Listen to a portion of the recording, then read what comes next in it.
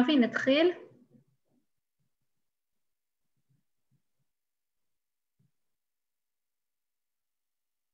כן.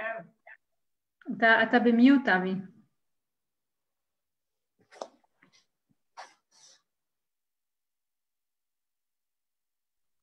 Voilà, bonsoir à tous, bonsoir de Jérusalem. Merci d'être présents pour l'allumage de la 8e et dernière bougie de Hanouka de Jérusalem, qui est, j'allais dire, le cœur un petit peu de cette fête. Nous avons très très peu de fêtes dans le calendrier juif qui sont des fêtes non seulement qui se sont passées en Israël, et en plus qui se passent à Jérusalem. Donc c'est vraiment quelque chose de très particulier. On est très honoré à l'Organisation sioniste mondiale de continuer à allumer tout au long de la semaine comme on l'a fait, les bougies de Hanouka avec vous à travers toutes les villes de France, de province et même certains qui nous suivent d'Israël. Voilà, c'est une rencontre supplémentaire. Ce soir, une rencontre très particulière avec notre invité que je vous présenterai après l'allumage de la bougie.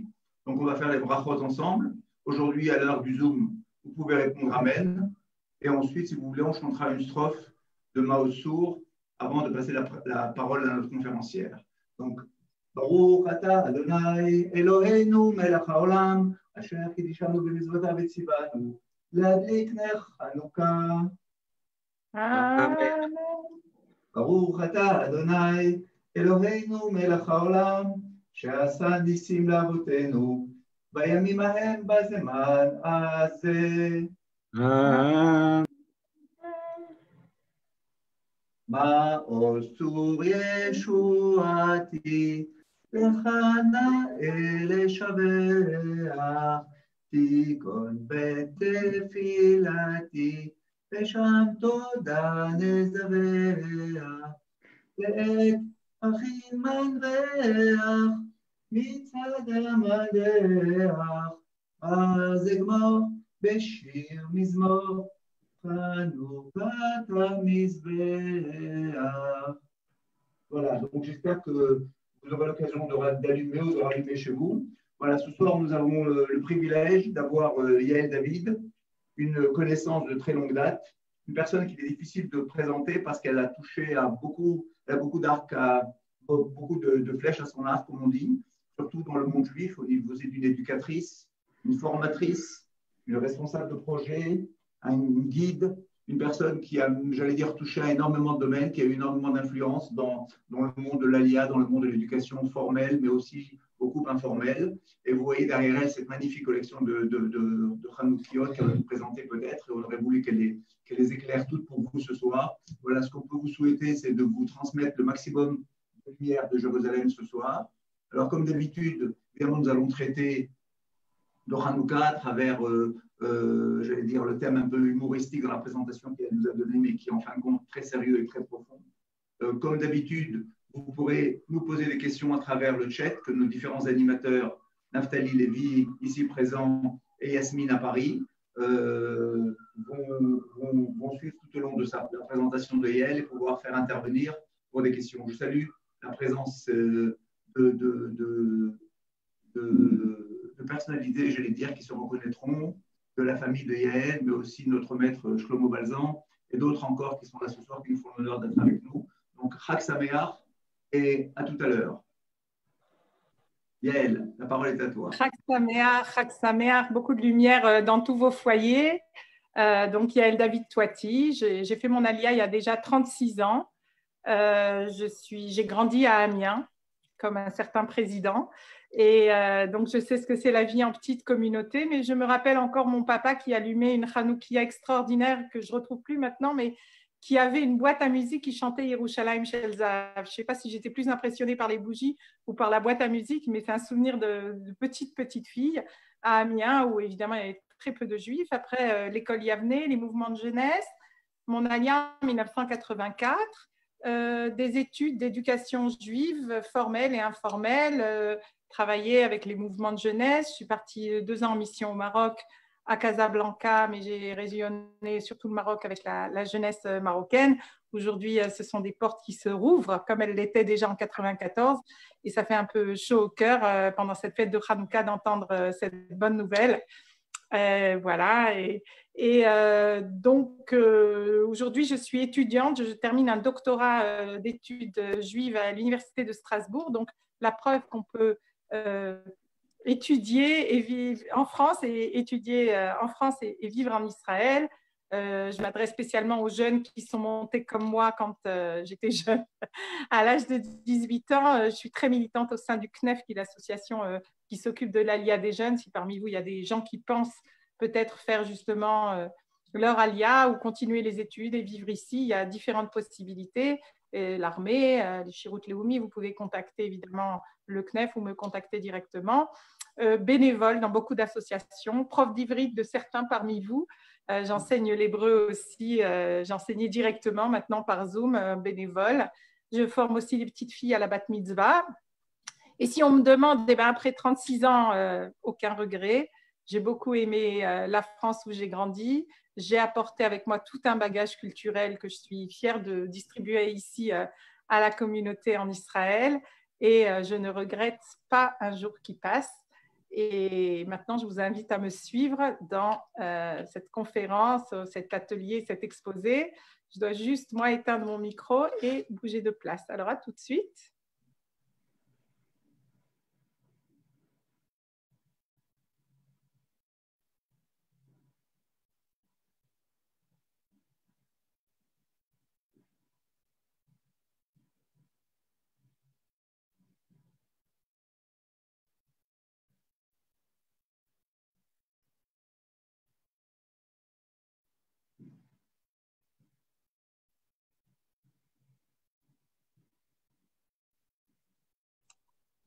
Voilà, c'est bon, on m'entend?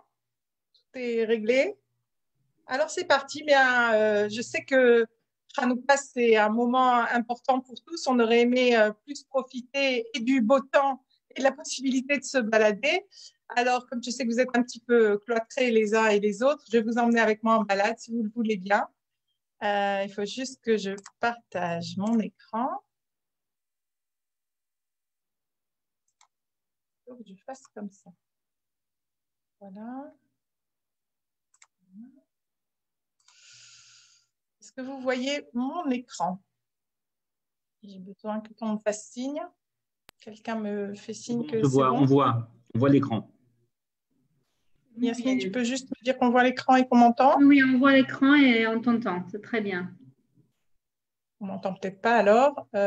Ici, on entend bien, Yael. Chat, quelque chose. Quelqu'un peut me dire si on m'entend? On te voit et on t'entend, t'entend, Yael. Yael.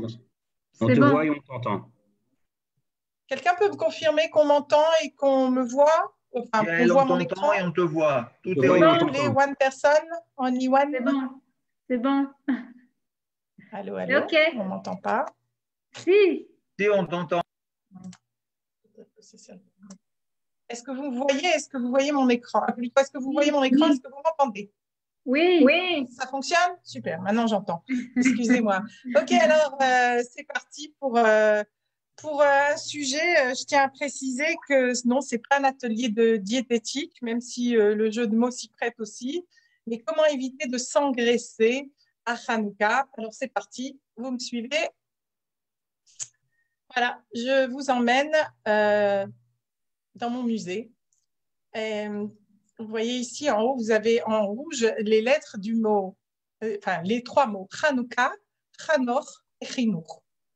Hanouka, c'est le nom de la fête de l'inauguration du temple. Hanor, c'est le nom du personnage sur lequel on va se pencher. Et Chinour, ça veut dire éducation. Et ça vient effectivement de ce prénom. Alors, qui est Hanor? Hanor est connu même dans le Coran sous le nom de Idriss.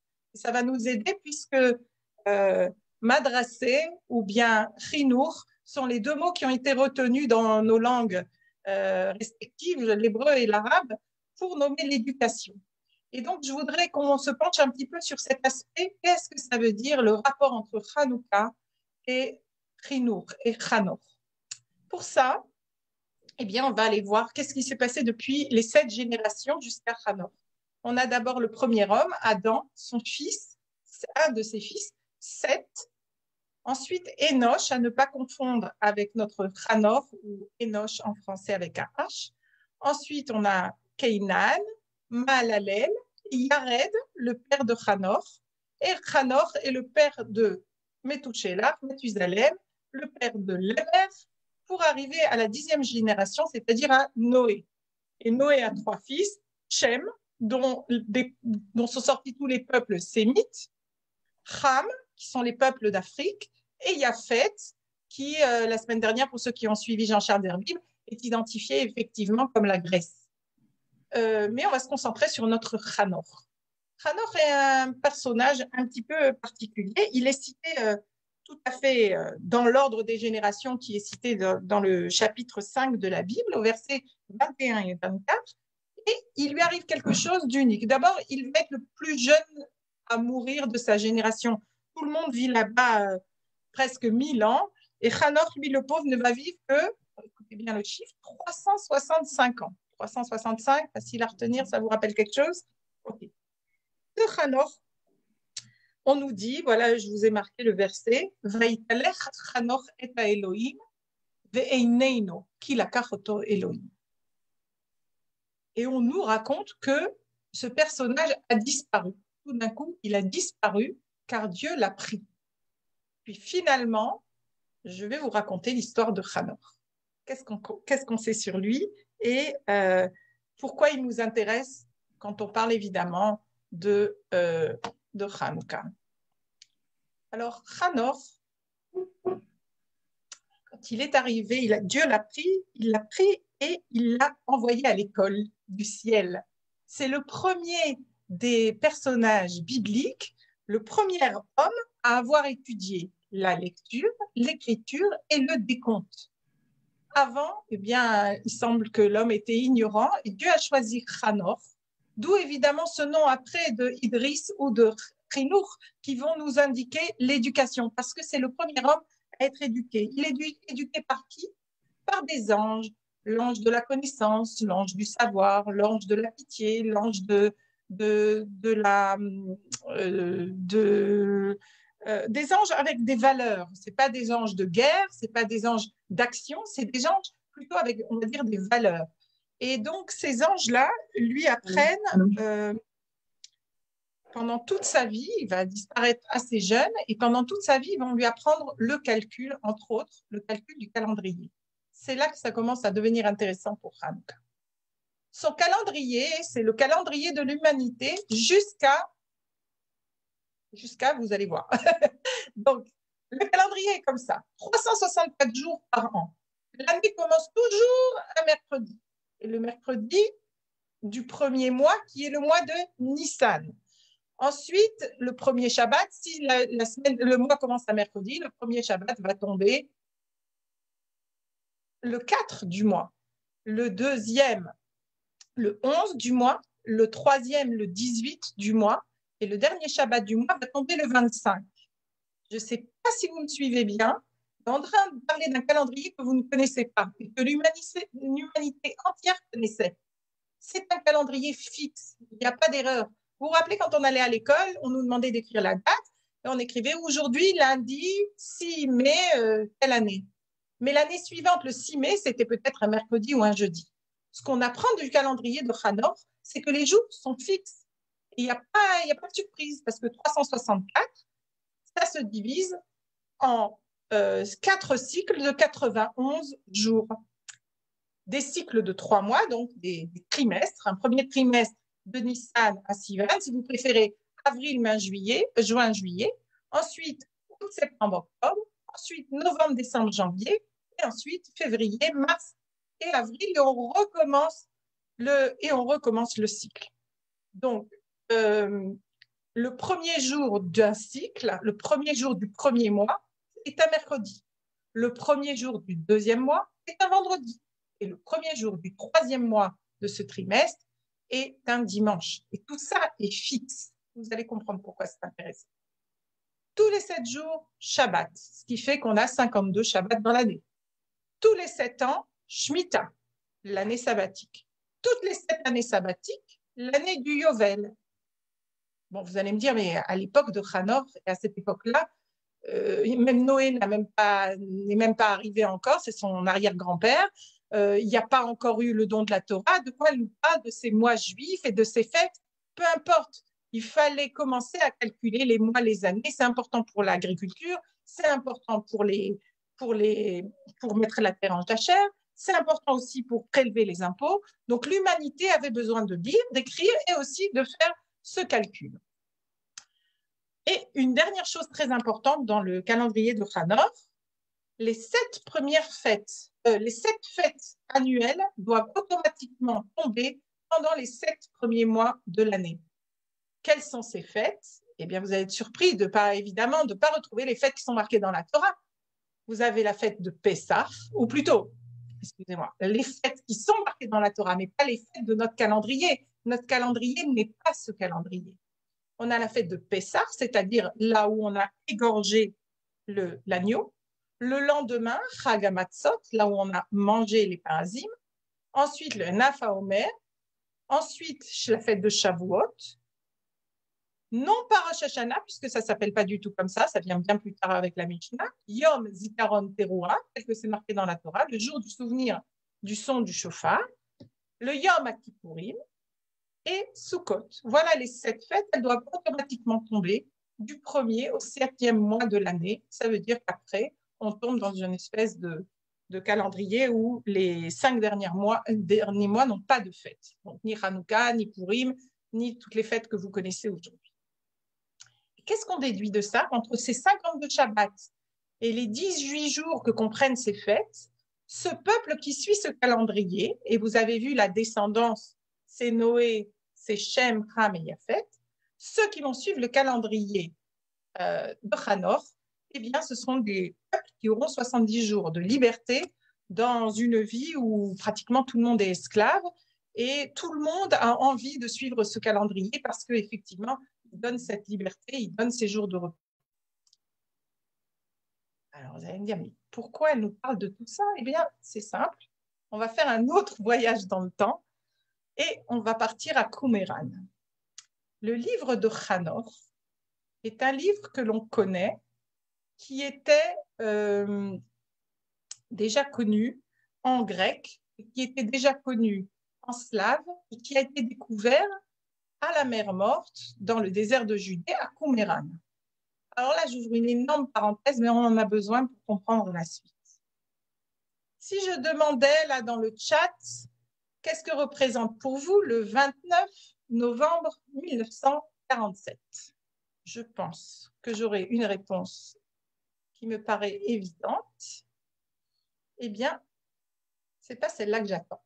Et je vais vous donner une autre réponse que, bien entendu, le 29 novembre 1947, c'est le vote à l'ONU du partage de la Palestine entre un État palestinien et un État arabe et un État juif. C'est un vote qui passe avec 33 voix pour, 13 voix contre et 10 abstentions de mémoire.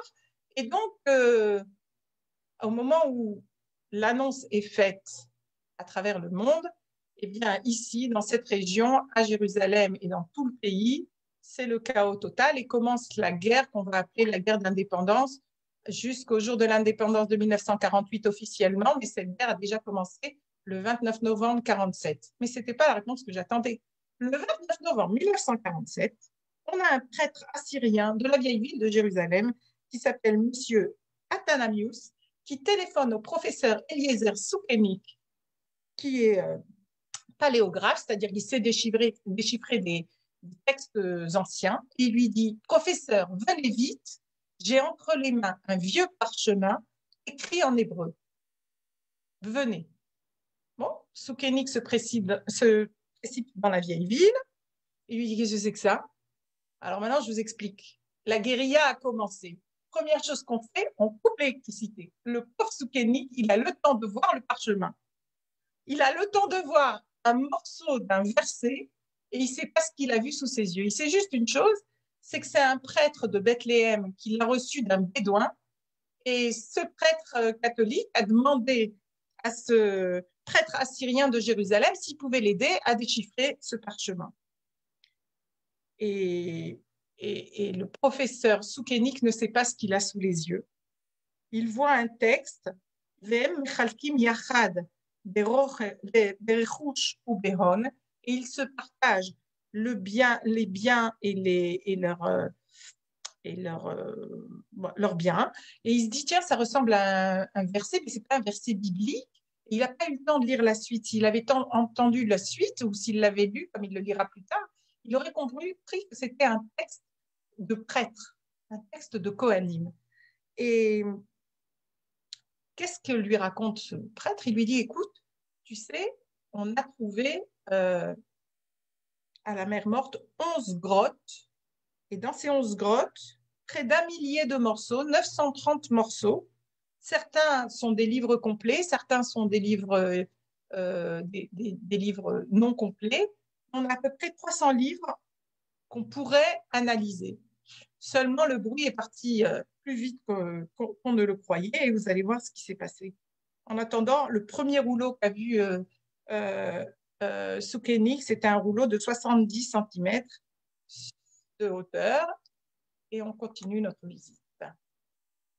Qu'est-ce qu'il y a dans ces rouleaux? Dans ces rouleaux, il y a 4 genres de textes. Il y a les premiers qu'on connaît, c'est pratiquement les seuls qu'on connaît. On connaît la Bible, les 24 livres qui la composent. On sait qu'il y a des livres qui ne sont pas rentrés dans le canon biblique, mais on ne les connaît pas forcément. On a ensuite des chants qu'on appelle les chants des anges et des prêtres. On a ce qu'on appelle le polémos, c'est-à-dire le pulmus, c'est-à-dire des textes de bataille, de critique, on va dire de confrontation.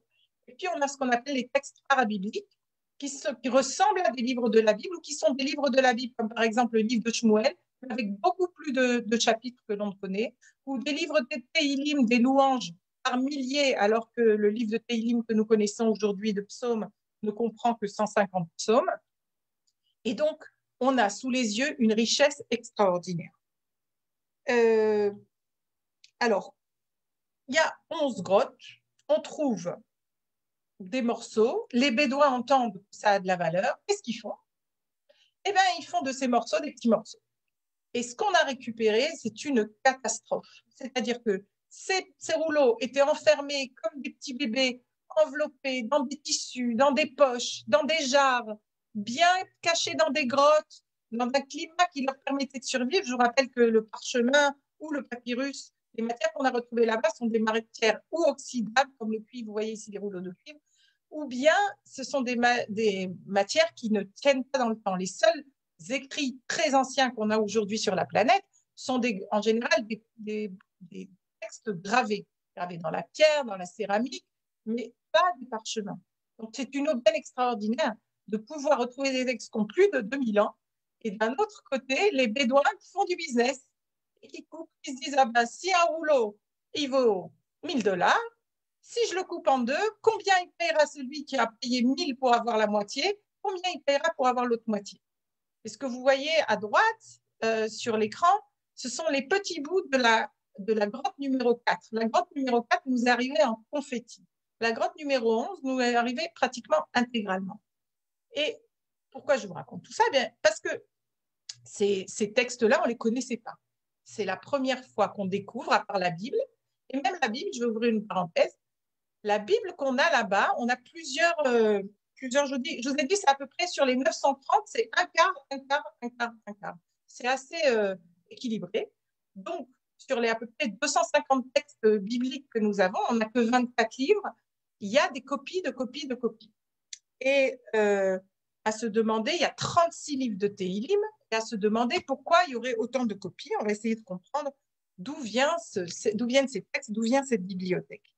Je dois dire et préciser que tout ce que je dis, je le dis après avoir été passionnée par professeur Rachel Elinov, qui, elle, s'occupe justement de la mystique, des vieux textes mystiques, et qui s'est penchée surtout sur le chant des anges et des prêtres.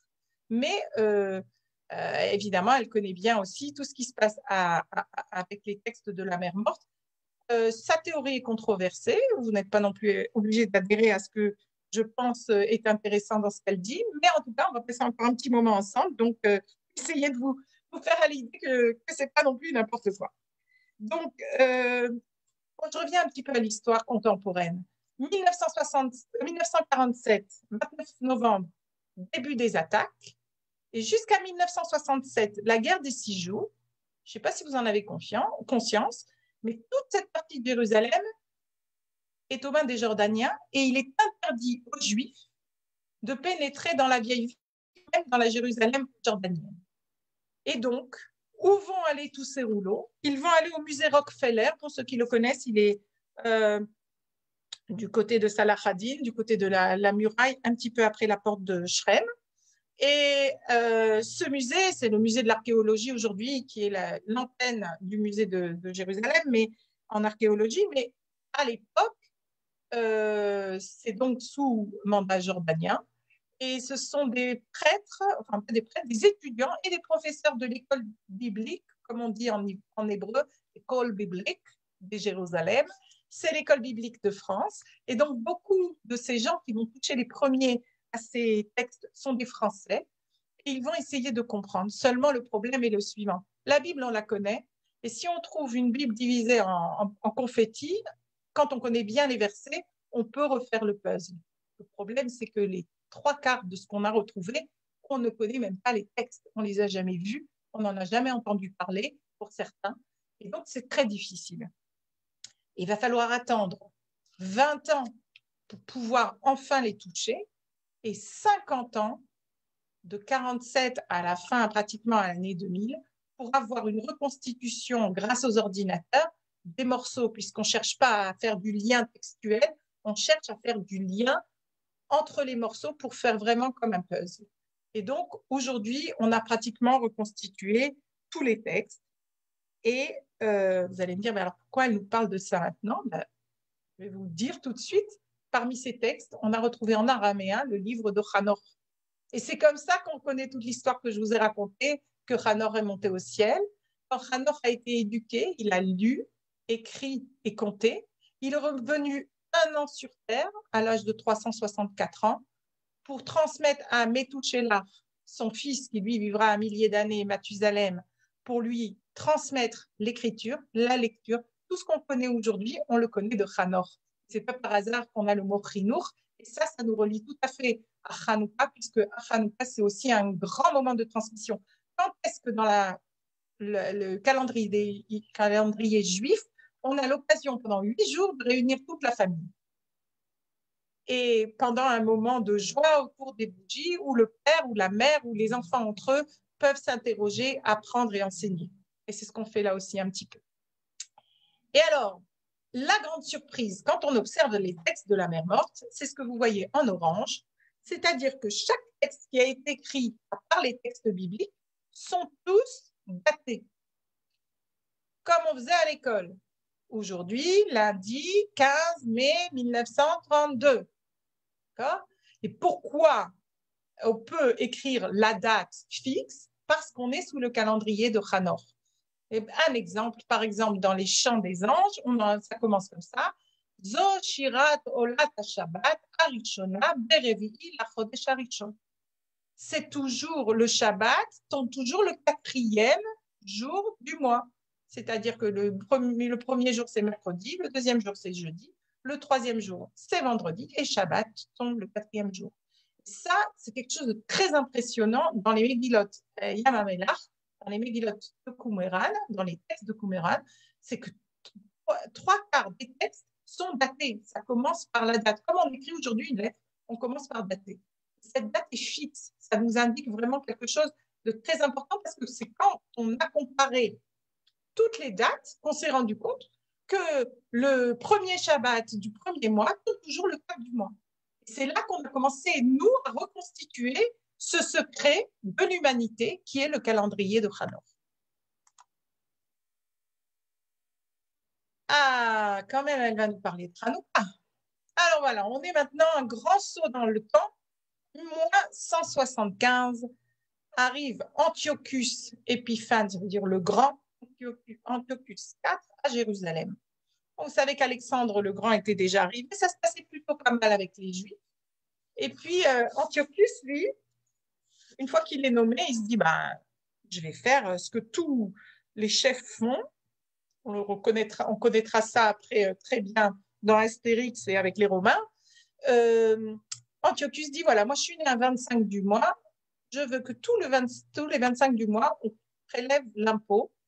Ça sera pour moi un cadeau, mais je vous promets qu'avec cet argent, je construirai, et il l'a fait, des ponts, des viaducs, des champs de course, des champs de sport. Et vraiment, avec l'impôt, on ne peut pas dire qu'on n'en a pas eu pour notre argent. Et donc, les gens coopèrent avec Antiochus, les Juifs de partout, sauf, oy vavoy, Chronio. Chronio, le grand prêtre du temple de Jérusalem. Alors, je vous ai dit tout à l'heure que la bibliothèque qu'on avait retrouvée, il y avait là-bas beaucoup de livres de prêtres. Je vous ai parlé des chants des prêtres.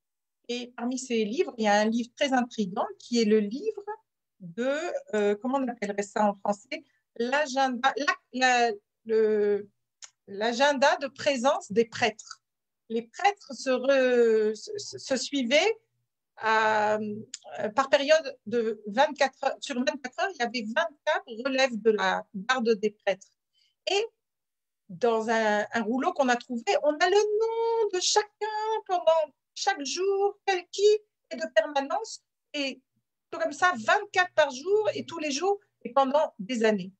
Ce qu'on sait aussi, c'est qu'à l'époque de Chronio, les prêtres sont tous descendants du grand prêtre Aaron, le frère de Moïse, donc de la famille des Lévites.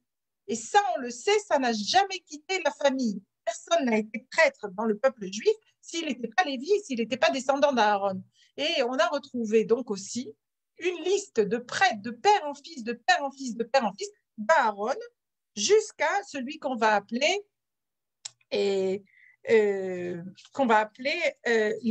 prêtres qui sont là, on les appelle les descendants, les fils de Tsadok. Les fils de Tsadok, Tsadok, c'est un prêtre qui a marqué l'histoire parce qu'il a oint et nommé le roi David. Donc, en général, on appelle les prêtres les Kohanim Béné Aaron, les enfants de Aaron, mais on les appelle aussi Béné Tsadok, les enfants de Tsadok, non pas les enfants de père en fils, quoique oui pour certains, mais surtout les descendants de ce prêtre tellement important dans l'histoire du peuple juif. Et donc, Chronio voit Antiochus Épiphane, il lui dit non, mais je vais t'expliquer, tu peux faire ton business partout, mais pas au temple. Ça ne va pas être possible parce que Antiochus, il a dit moi, vous me prélevez les impôts dans toutes les provinces.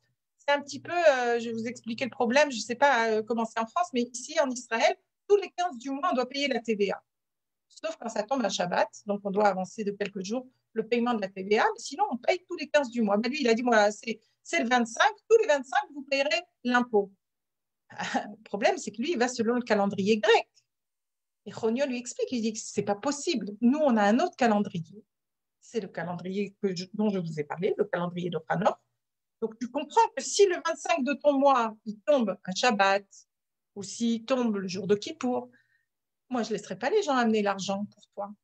Alors, ou bien tu fais un effort, ce qu'il n'a pas fait, ou bien ce n'est pas possible.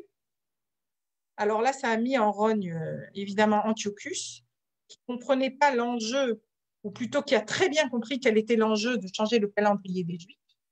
Et donc, Chronio comprend très très vite qu'il ne va pas pouvoir rester ni à Jérusalem, ni prêtre, et qu'il va falloir que lui et tous les Kohanim, ils s'en aillent. Qu'est-ce qu'il fait? Vous avez un très très beau dessin qui est en fait une des voûtes peint par Raphaël au Vatican, où on voit comment le prêtre, vous le voyez au milieu du dessin, qui est en train de chasser le grec. Mais sinon, ce jour dont je vous parle, c'est en moins 75, c'est les Kohanim qui vont partir. Qu'est-ce qu'ils font? Ils vont dans la bibliothèque, pas du Vatican, mais dans la bibliothèque du Temple. Ils prennent là-bas tous les livres, tous ces livres de la grande bibliothèque nationale du peuple juif, et ils s'échappent avec ces livres.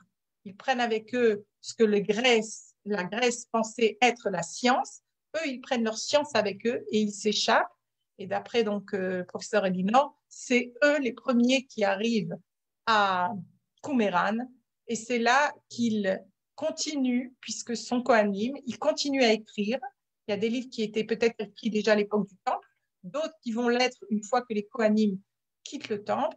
Et là, je vous passe les détails historiques, mais en gros, qu'est-ce qui s'est passé ce jour-là? Les Kohanim ont disparu. Qu'est-ce qu'a dit Antiochus? On va mettre la prêtrise aux enchères. Qui veut? Le frère de Chonio s'est proposé. Il s'est dit peut-être que mon frère, il était un peu trop. Peut-être qu'on peut compiler les deux calendriers. La preuve, nous, juifs, nous pouvons vivre dans des pays où nous naviguons sur deux calendriers, ou même trois calendriers. Si vous connaissez au Maroc, sur le journal officiel, tous les matins, quand vous achetez le journal, vous avez la date musulmane, la date géorgienne, le calendrier julien qu'on utilise maintenant, et la date juive. Donc, on peut très bien vivre en tant que minorité dans un pays et composer avec les deux calendriers. Et en fait, ce qui s'est passé ce jour-là, c'est que les Kohanim ont disparu. Antiochus met aux enchères la Keuna, la prêtrise. Le frère de Chonios s'y essaye. Il a déjà changé de nom. Il s'appelle Jason. Pour ceux qui le connaissent, sa tombe est à Rechavia, ici à Jérusalem. Jason essaye, mais ça ne marche pas. Ensuite, il y a une division. Antiochus meurt. Il a deux fils illégitimes. Chacun va se battre pour continuer la couronne de son père. Du coup, chacun va se prendre comme chef des armées un Asmonéen. Et au fur et à mesure, les uns vont s'entretuer. Ça va être le chaos total. Et quelles que soient les tendances, et il y a des tendances à cette époque-là, personne n'accepte cette idée-là qu'on va nous dominer par le calendrier et qu'on va, même les gens ont changé de nom, même si les gens, là, il y a des choses qu'on ne changera pas. Vous vous rappelez ce à quoi a touché Antiochus, il avait dit, il était interdit de pratiquer la Brit Mila. Je vous rappelle que c'est un jour fixe, le 8e jour. Il a interdit le Shabbat, il a interdit le Rosh Chodesh, il a interdit évidemment tous les jours de repos qui sont proposés par la Torah, il a interdit l'idée même d'avoir un calendrier. Et à partir du moment où le juif n'a plus de calendrier, c'est là qu'on commence à s'engraisser au sens grec du terme. J'espère que vous me suivez, parce que moi, je ne vous vois pas, mais voilà. Alors, qu'est-ce qu'on sait de cette histoire de calendrier et pourquoi elle nous interpelle jusqu'à aujourd'hui? Il y a marqué dans la Mishnah de Rosh Hashanah au 2e chapitre, la Mishnah 9. Il arriva lors d'un mois de Tishri que Rabbi Dossa ben Orkinos et Rabbi Yoshua refusent d'accepter le témoignage de Rabban Gamliel et que Rabban Gamliel avait validé. Celui-ci leur ordonna de se présenter à Yavne avec leurs bâtons et leur argent au jour qui devait être Yom Kippour selon leurs calculs. Il est interdit à ce jour de transporter un objet, à plus forte raison de l'argent, sur plus de 4 coudées. Qu'est-ce que c'est que cette histoire? Avant d'en arriver à Rabbi Akiva. Eh bien, cette histoire, c'est exactement celle qui nous touche, celle qui a un sens pour nous aujourd'hui. Rabban Gamliel avait fait comment on faisait pour annoncer le Rosh Chodesh à partir du moment où on n'avait plus le calendrier de Hanor. Il a fallu inventer un calendrier qui nous convienne et qui ne soit ni le grec, ni le romain qui va venir après. Et donc, il faut se fier au grand rabbin, au chef. Et c'est Rabban Gamliel qui fixait. Mais il y a deux rabbins plus malins qui ont dit « Ah, il s'est trompé, il a bien vu la lune, etc. » Comment ça se passait? Il y avait dans le bureau du chef du Grand Sanhédrin, il y avait une photo, un petit peu comme un tableau d'auto-école, avec tous les mouvements de la lune possibles et imaginables. Et on demandait aux témoins « Comment tu l'as vue ce soir ?» Alors, ils montraient sur la photo, elle était plus ronde, elle avait plus la forme d'un croissant, elle était plus déjà en train de baisser, en train de monter. Et puis, le Cohen, le chef du Sanhédrin se décidait si on annonçait ou non le Rosh Chodesh. Et là, on a deux rabbins qui ne sont pas d'accord. Et en fait, ils ne sont pas d'accord parce qu'eux, ils vont encore selon un autre calendrier. Et donc, Rabban Gamliel leur ordonne de se présenter à Yamne avec leur bâton, c'est-à-dire que vous allez sortir de chez vous, marcher en dehors de la ville, ce qui est strictement interdit de s'éloigner le Shabbat et le Yom Kippour qui est le Shabbat des Shabbats, interdit de se balader en dehors de la ville. Donc, vous allez venir avec votre bâton, ça veut dire que vous allez vous éloigner de chez vous pour vous rendre à Yavne. Le jour du Yom Kippour, qui est votre Yom Kippour, comme ça, vous allez transgresser aux yeux de tous votre Yom Kippour et prouver que mon calendrier, pardon, il leur dit de venir le jour de leur Yom Kippour. C'est pas Yom Kippour pour le reste. Donc, ils sont ridicules parce que eux, ils ont un autre calendrier que le peuple ne doit pas suivre. Et quelque part, Rabban Gamliel, en leur disant ça, leur demande de faire du shaming sur eux-mêmes et de se balader, que d'être vus aux yeux de tous comme étant des gens qui enfreignent le Yom Kippour, puisqu'il est interdit et de sortir de la ville et bien entendu d'utiliser de l'argent. Et Rabbi Akiva, qui est le grand sage de l'époque, il est allé les voir et il a essayé de les convaincre que l'opinion de Rabban Gamliel était la bonne. Et à partir de ce moment-là, quel est l'argument de Rabbi Akiva? Il leur dit, il y a marqué dans la Torah, Ele Moadé Adonai, Asher Tikreu Otam de Moadam. C'est comme ça que nous lisons la Torah aujourd'hui. Mais qu'est-ce que dit Rabbi Akiva là-bas? Il dit, Ele Moadé Adonai, Asher Tikreu Atem be Moadam. Je traduis. Dans la Bible que nous lisons aujourd'hui, dans le Pentateuque, nous lisons voici les fêtes de Dieu que vous annoncerez en leur temps. Mais Rabbi Akiva dit non, non, non, non. Il ne faut pas lire comme ça. Il faut dire voici les fêtes de Dieu que vous annoncerez, non pas les fêtes, mais que vous annoncerez en leur temps. Ça pourrait paraître un jeu de mots, ça l'était. C'est-à-dire que c'était considéré comme un drache par nos générations jusqu'au rouleau de la mer morte. Et quand on regarde les rouleaux de la mer morte et qu'on y revient, on voit que les scribes, je vous ai dit que c'était une bibliothèque. Pourquoi il y avait tellement de doublons de ces livres? Parce que les gens qui n'habitaient pas Jérusalem, eh bien, ils se rendaient au temple pour emprunter pour le scribe, le copiste de leur région. Ils empruntaient un rouleau, j'entends, par exemple le livre de Bamidbar, ils l'amenaient chez eux, le copiste recopiait et après il le rendait à la Bibliothèque nationale, c'est-à-dire il rendait le rouleau original à Jérusalem.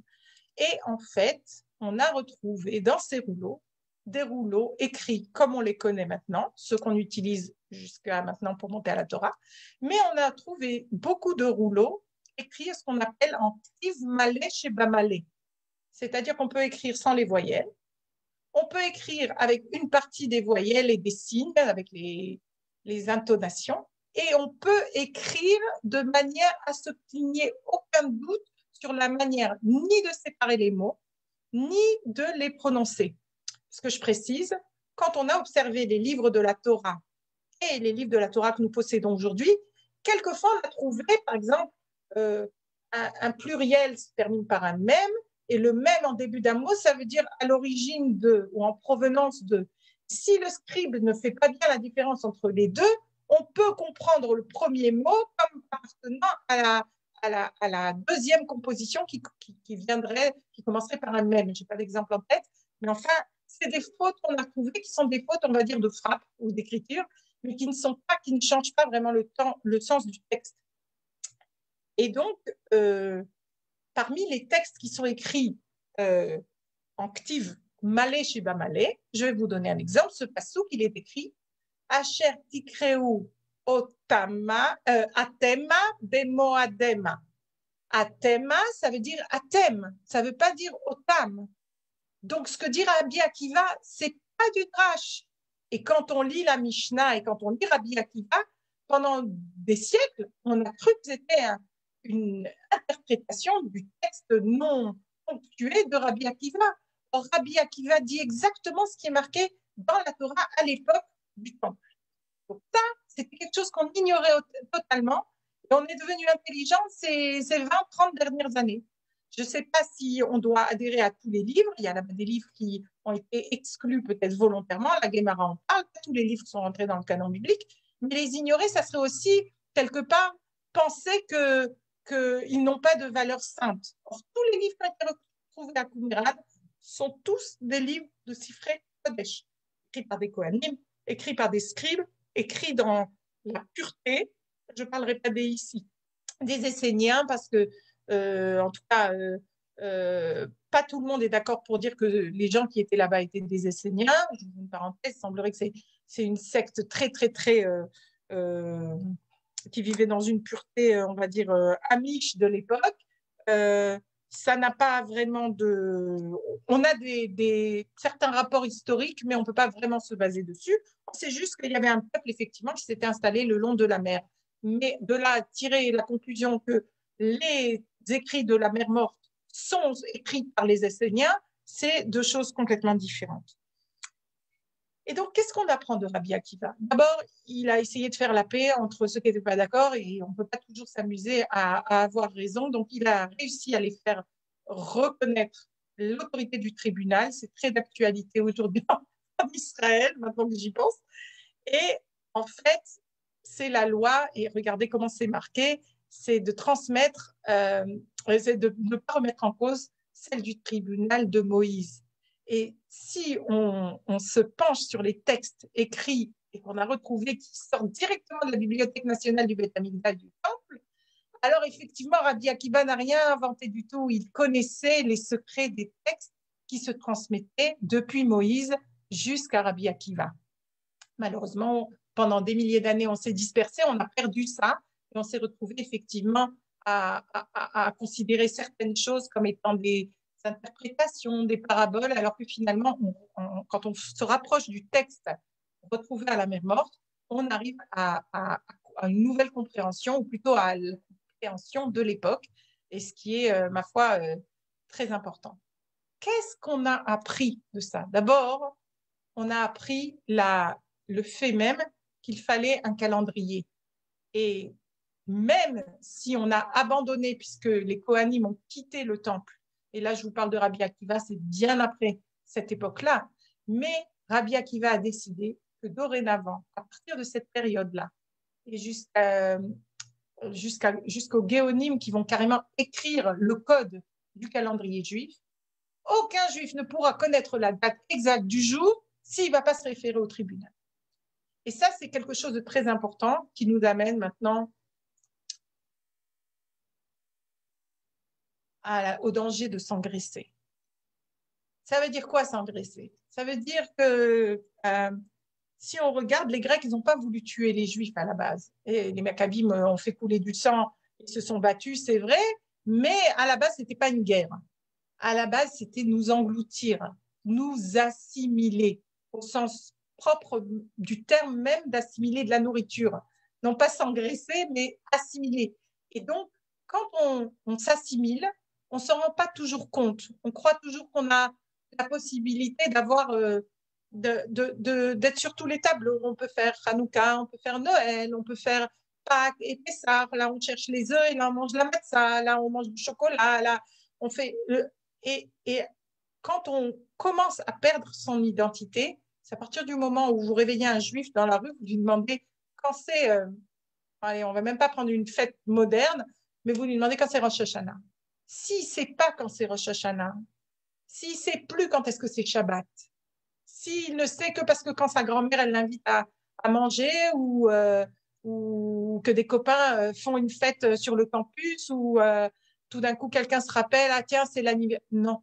Celui qui ne vit pas, même si on vit selon les deux calendriers, c'est bien clair aujourd'hui qu'on est, je ne sais pas tellement la date, le 17 décembre, mais c'est important de savoir quel jour on est dans le calendrier juif et c'est important pas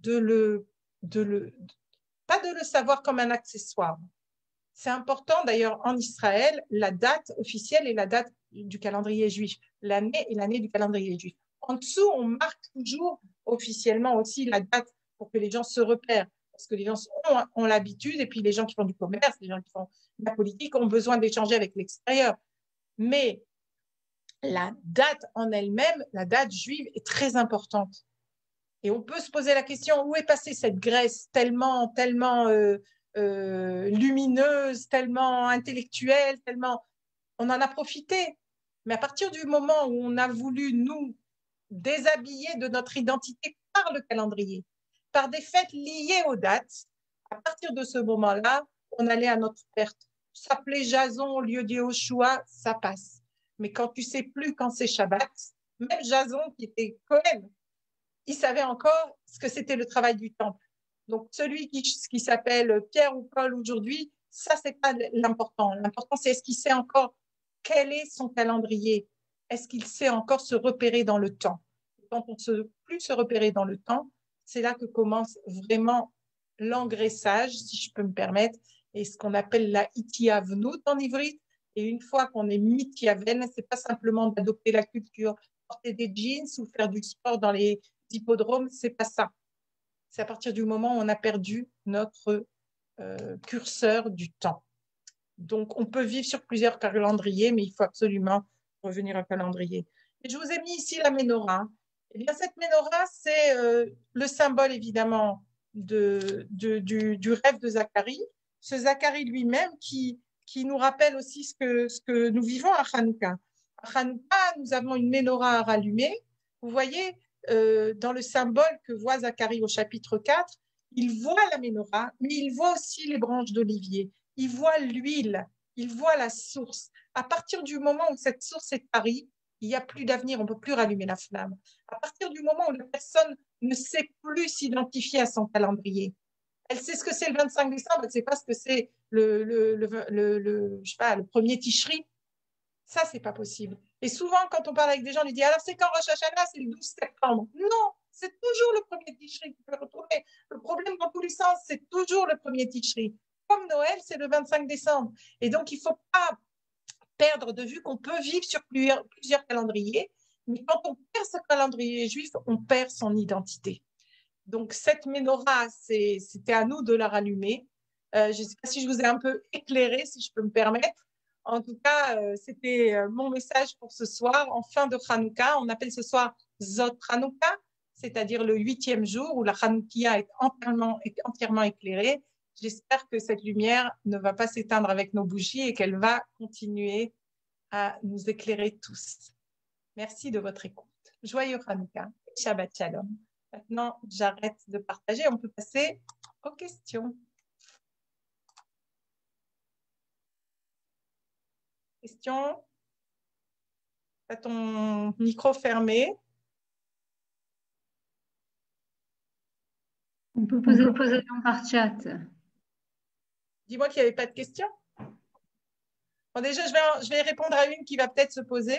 C'est OK, le calendrier des 364 jours, on devrait déjà être en hiver, en été, si on perd à chaque fois ce temps. Donc, en fait, le calendrier de Hanor, tous les 7 ans, tous les 7 ans, on rajoutait une semaine qu'on ne comptait pas. Et donc, ce qui fait que, comme on ne la comptait pas, on reprenait le premier de l'année, le 14, le mercredi du mois de Nissan, etc. Voilà. Donc, en tout cas, on a en commun le Idris, la Madressa et l'école, le Chinour en hébreu. Ça n'existe pas dans d'autres langues, j'ai un peu vérifié. Et donc, on n'a pas... Alors, où trouve-t-on le calendrier de Hanor? Dans les rouleaux de la Mermoth Bosch. Bonne chance, mais vous cherchez sur Internet, vous allez trouver. Vous allez trouver le livre de Hanor en français. Ça s'appelle le livre d'Enoch avec un H. Vous ne vous trompez pas. Je n'ai pas vu toutes les questions.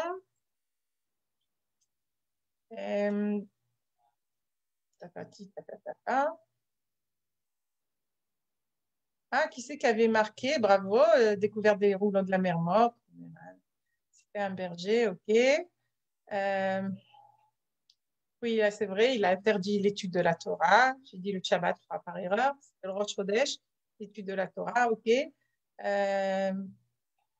Voilà, je ne vois pas d'autres questions.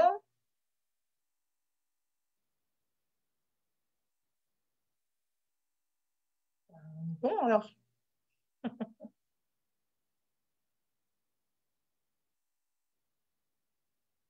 En tout cas, ce que je peux juste vous dire, c'est qu'on on est loin d'avoir terminé de l'étude de ces textes de la mer morte. Et évidemment, ça va chambouler quelques certitudes que l'on avait. Mais comme vous le savez aussi, on a ce qu'on appelle la Messora. Je tiens à le souligner pour qu'il n'y ait pas de doute sur ce que j'ai dit ce soir. La Messorah, c'est ce qui a été institué pour transmettre les textes du judaïsme. Et on n'en bouge pas d'un iota. Même si les Yéménites, par exemple, ont des textes, d'après les scientifiques, très, très proches. Leur Torah est très, très proche des textes qu'on a retrouvés à Qumran. Donc, il y a quand même eu des Juifs qui sont partis à certaines époques. Par exemple, les Rabbanim qui ont quitté à l'époque très tôt à l'époque du Temple. Eux, ils sont partis au Yémen.